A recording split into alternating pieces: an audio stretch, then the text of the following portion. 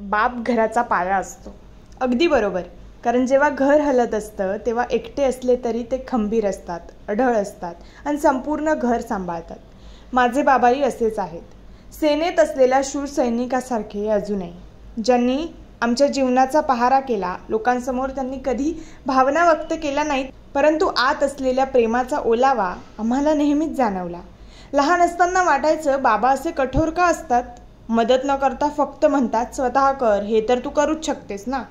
आज जेव्हा real life समोर उभी आहे ना, तेव्हा समजतंय त्यांनी असंच घडवलंय मला.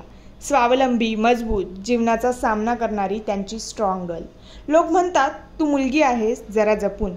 पण माझ्या बाबांनी असं कधीच म्हटलं नाही. उलट ते कायम म्हणतात जिथे जायचंय त्या शिखरावर चढ, एकटी लढ, पण हरू नकोस. त्यांच्यासमोर हे बोलायची कधीच हिंमत नाही झाली. पण आज फादर्स डेच्या निमित्तानं तुम्हा दोघांनाही फक्त एकच म्हणेन, तुम्ही असेच माझ्या पाठीशी उभे राहा, असाच विश्वास ठेवत राहा. एक दिवस तुम्हाला अभिमान वाटेल असं नाव कमवेन, कारण तुम्ही सोबत असण्यात माझं अस्तित्व दडलंय. Loves you a lot. Happy father's day.